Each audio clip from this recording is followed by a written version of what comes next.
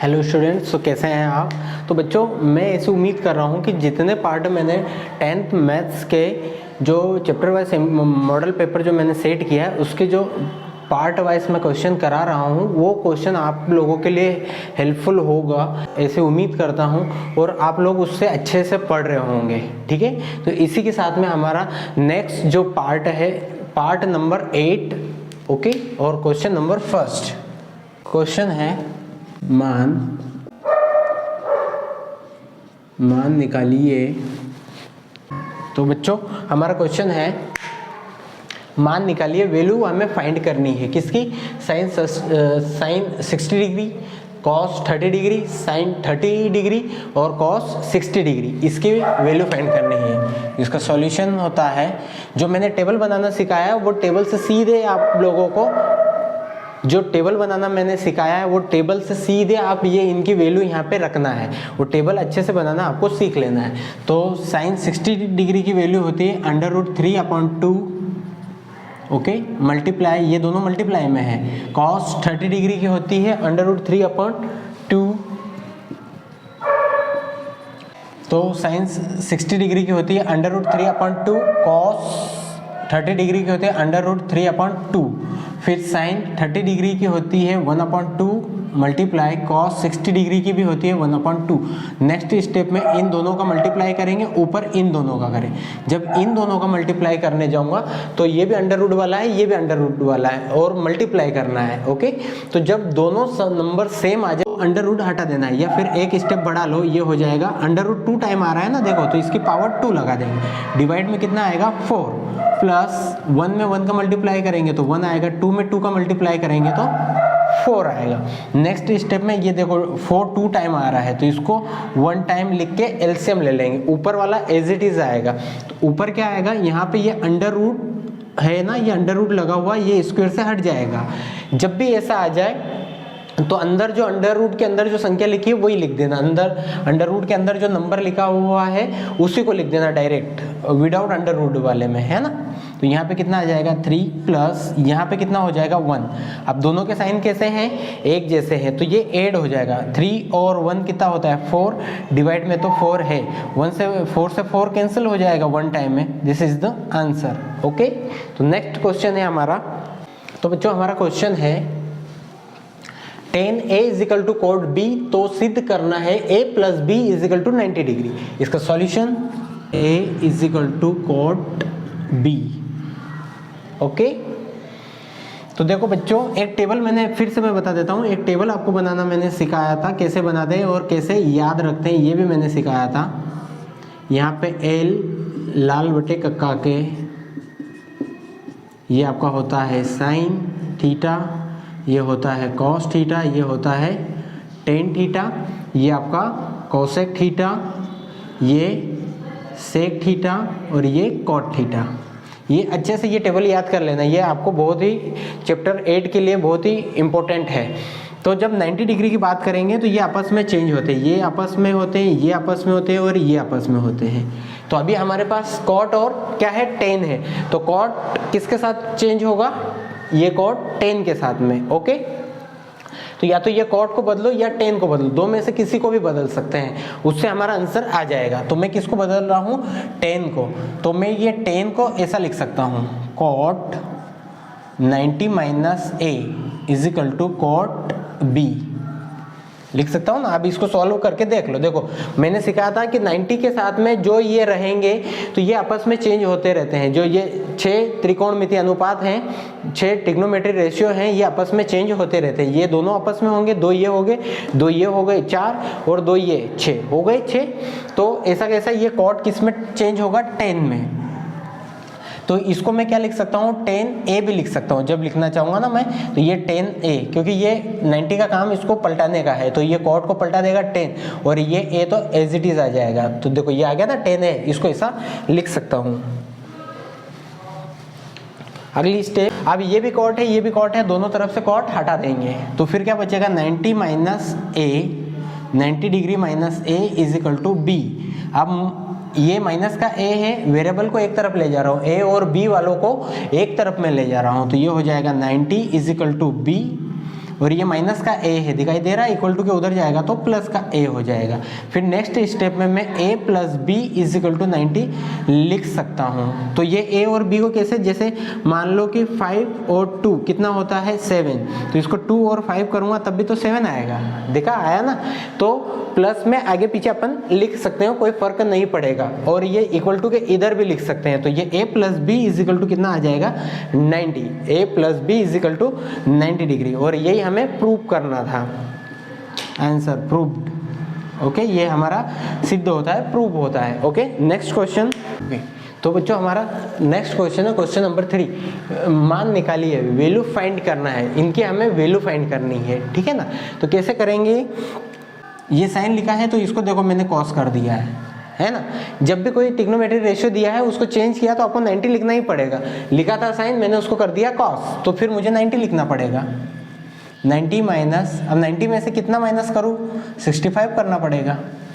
Okay, तो यहाँ पे इसको मैं लिख सकता हूँ साइन 90 में से क्या माइनस करना है, 90 में से ही करना है। 90 में से क्यों करना है, क्योंकि ये कॉस है तो इसको भी कॉस बनाना है। तो ये साइन कॉस कब बनेगा, जब 90 आएगा। तो देखो ये मैंने लिख दिया 90। अब 90 में से क्या माइनस करूँ कि 25 आ जाए, तो जो इसके पड़ोस में लिखा रहेगा हमेशा वही माइनस करना है। तो 90 में से 65, आपको अपना दिमाग कुछ भी नहीं लगाना है, सब यहाँ सामने ही दिखेगा, ठीक है ना। तो ये 90 माइनस 65 करेंगे ना 25 आ जाएगा, आप करके देख लेना। cos 65 तो एज इट इज रहेगा प्लस, अब यहाँ पे cos को मैं लिख सकता हूँ। अब मुझे क्या करना है, यहाँ पे साइन आ रहा है तो यहाँ पे भी मुझे साइन बनाना है। तो साइन कब बनेगा, जब ये 90 आए और यहाँ पे cos तो है पहले से, cos के साथ में 90 आ जाएगा तो उसको चेंज कर दूंगा। तो इसको लिखूंगा मैं 90 माइनस कितना करूं, हमेशा पड़ोस वाला ही करना पड़ेगा 65। फिर ये साइन 65 तो ऑलरेडी है, समझ में आ रहा है। अब देखो ये 90 और ये साइन 90 आ गया और ये साइन, तो ये चेंज होगा, बिल्कुल होगा। 90 पे चेंज होता है, साइन किस में होगा, कॉस में, और ये एंगल आ जाएगा 65 मल्टीप्लाई कॉस 65। ओके, प्लस अब ये 90 आ गया और ये कॉस आ गया तो ये भी चेंज होगा। 90 कॉस को किस में चेंज करेगा, साइन में, तो ये हो जाएगा साइन और ये एंगल आएगा 65 और ये साइन 65 तो एज इट इज रहेगा। देखो यहाँ पे cos 65 दो बार आ रहा है। जब भी कोई नंबर 2 टाइम आता है मल्टीप्लाई में, ये बीच में मल्टीप्लाई का साइन है, तो अपन उसको क्या कर सकते हैं, उसकी पावर भी 2 लगा सकते हैं। cos स्क्वायर 65, ये स्क्वायर छोटा लिखना है ना इसके माथे पे, प्लस यहाँ पे साइन कितनी बार आ रहा है, 2 टाइम आ रहा है, तो इसको लिख सकते हैं साइन स्क्वायर 65। क्लियर बच्चों। तो एक फार्मूला मैंने आपको मेरे वीडियो में करवाया था पहले कि sine square theta plus cos square theta is equal to होता है 1। यहाँ पे ये जो थीटा लिखा है ये क्या है, एंगल है, कोण है। कोण का मतलब कि वो चेंज हो सकता है, कुछ भी आ सकता है, बस शर्त क्या है कि दोनों के जो एंगल है वो बिल्कुल सेम होना चाहिए। एंगल कुछ भी हो सकता है, ए बी भी हो सकता है या डिग्री वाली संख्या भी हो सकती है, तो ये एंगल दोनों के सेम होना चाहिए। देखो ये समझ में आया क्या, यहाँ पे ये एंगल सेम होना चाहिए तभी हम उसको इक्वल टू 1 लिख सकते हैं।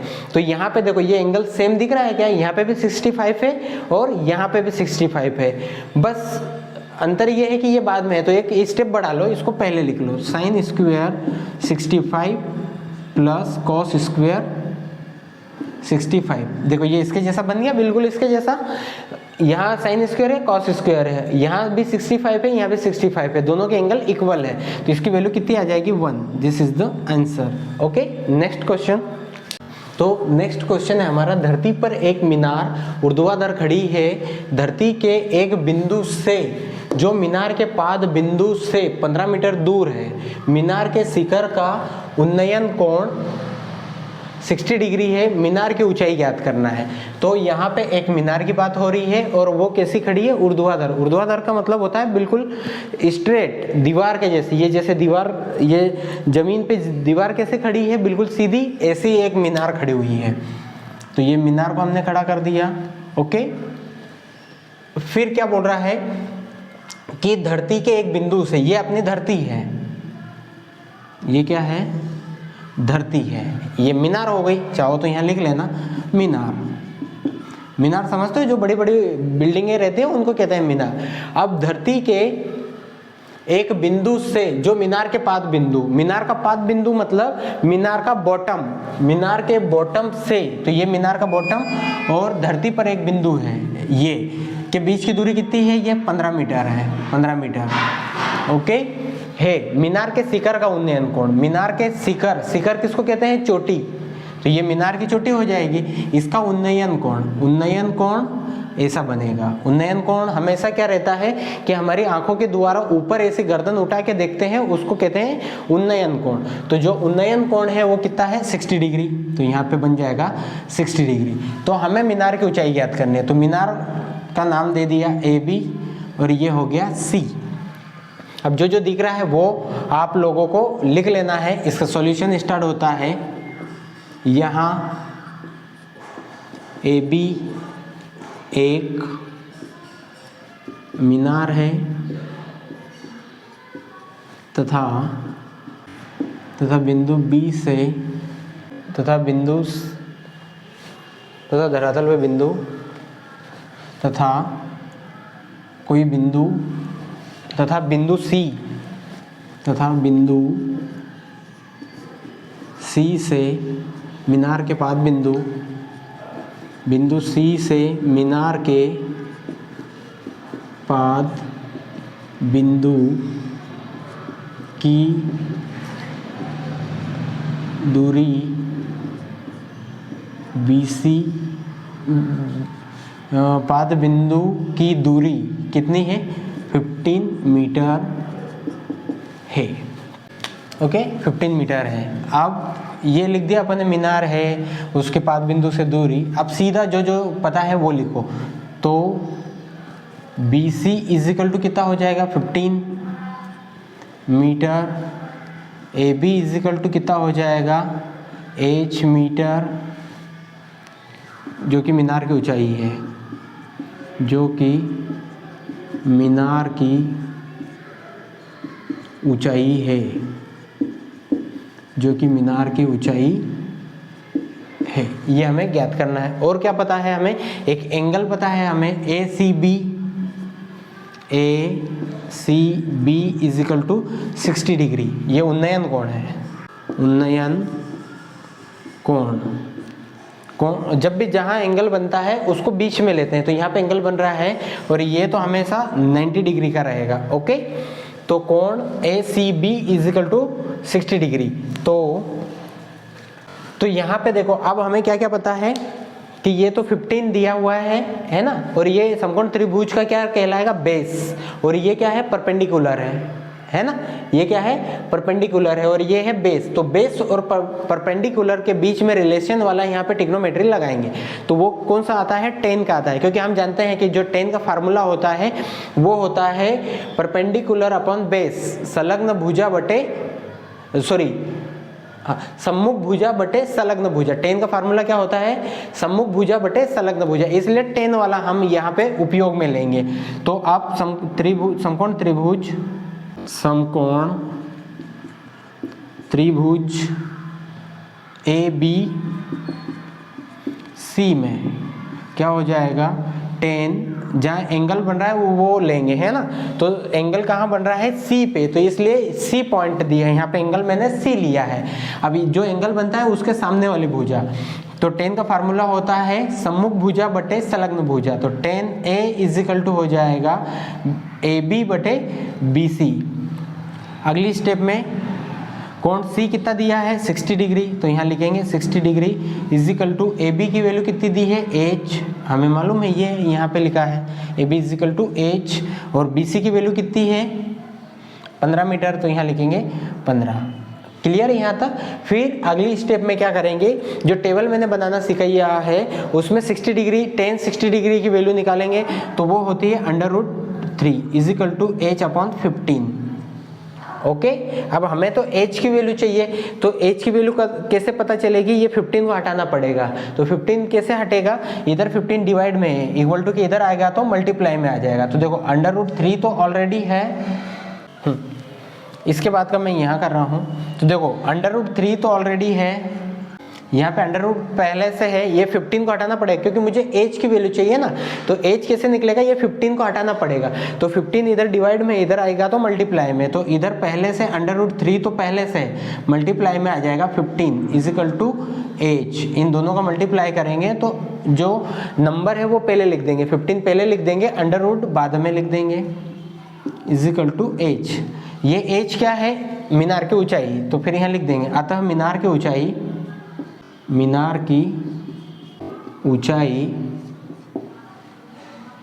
15√3 मीटर है। ओके, तो ये क्वेश्चन हमारा यहाँ पे कंप्लीट होता है। नेक्स्ट क्वेश्चन, तो हमारा नेक्स्ट क्वेश्चन है 1.5 मीटर लंबा एक प्रेषक एक चिमनी से 28.5 मीटर की दूरी पर है। उसकी आंख से चिमनी के शिखर का उन्नयन कोण 45 डिग्री है। चिमनी की ऊंचाई ज्ञात करना है। तो देखो, एक प्रेषक है मतलब कोई व्यक्ति है, प्रेषक मतलब व्यक्ति। ये एक व्यक्ति बना दिया मैंने, ये एक व्यक्ति बना दिया। इसकी ऊंचाई कितनी है, कितना लंबा है ये 1.5 मीटर। ओके, अब क्या कर रहा है ये कि प्रेषक एक चिमनी से 28 सेंटीमीटर की दूरी पे है। ये प्रेषक खड़ा है, कोई व्यक्ति है, और ये कितनी दूर पे खड़ा है, ये 28.5 मीटर दूरी पर है। किसे, एक चिमनी से। तो मान लो कि यहाँ पे एक चिमनी है, ओके, और ये चिमनी और ये प्रेषक के बीच की डिस्टेंस कितना है 28.5 मीटर। ओके, ये एक प्रेषक है इतनी ऊंचाई का, और ये चिमनी है, ये पूरी है ना। चाहो तो इसको और थोड़ी बड़ी बना दो।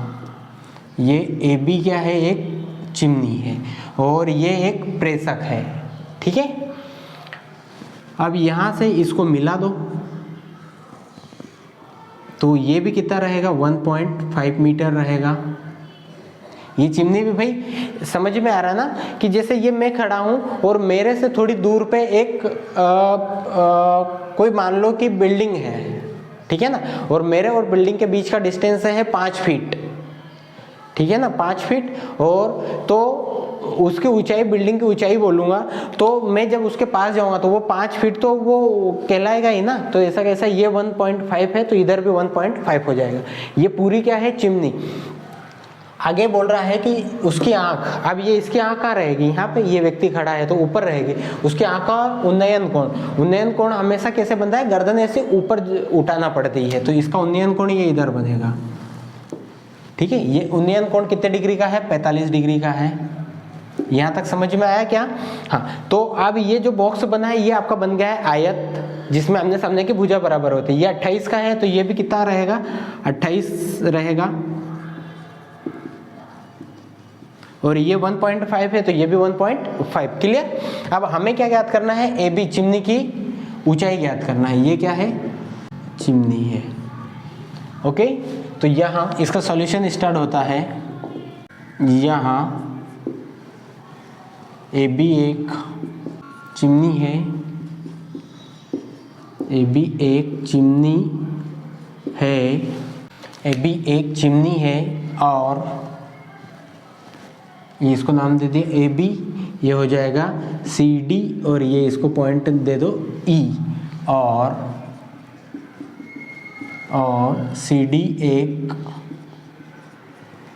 प्रेषक है जिसकी ऊंचाई CD इजिकल टू 1.5 मीटर है। हमें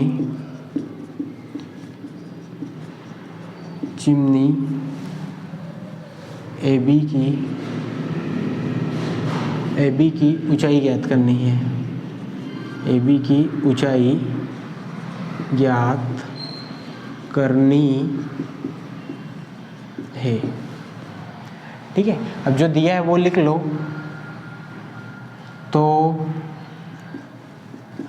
AB इजिकल टू, AB जो पूरा है ये 2 पार्ट में डिवाइड हो गया। ये AE प्लस यहां से लगाकर यहां तक AE प्लस BE, या ई बी, ये दोनों में डिवाइड हो गया। और ए बी क्या है? चिमनी की ऊंचाई, चिमनी की ऊंचाई। ओके, फिर और हमें क्या क्या पता है? सी ई, यहाँ से लगाकर यहाँ तक का distance C E is equal to 28.5 metre. Okay, और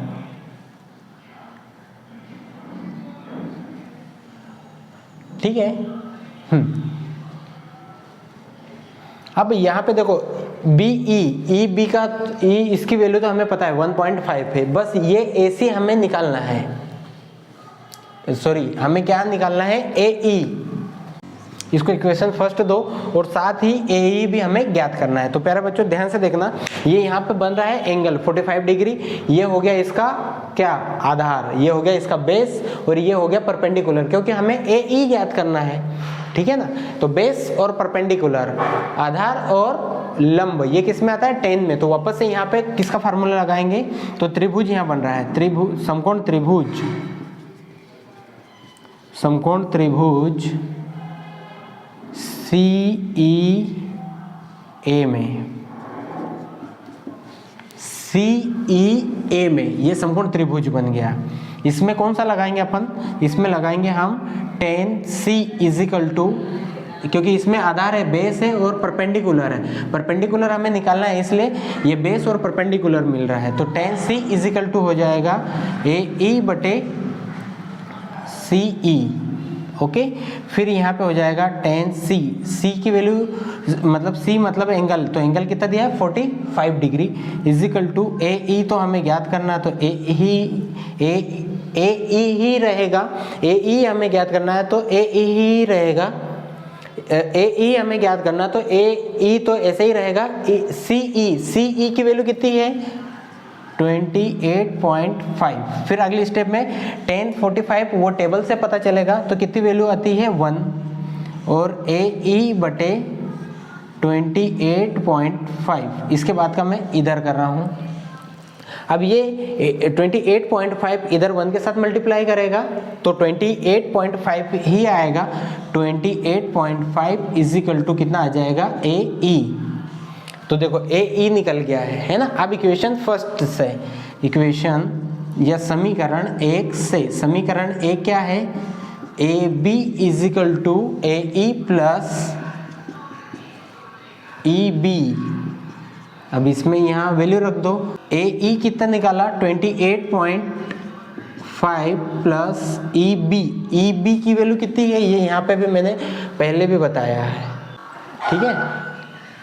ये चाहो तो यहाँ पे ये लिख लो, और C D is equal to E B is equal to 1.5 metre. ये यहाँ पे एक और करके ऐड कर लो, तो सी डी और ए ई, सी डी और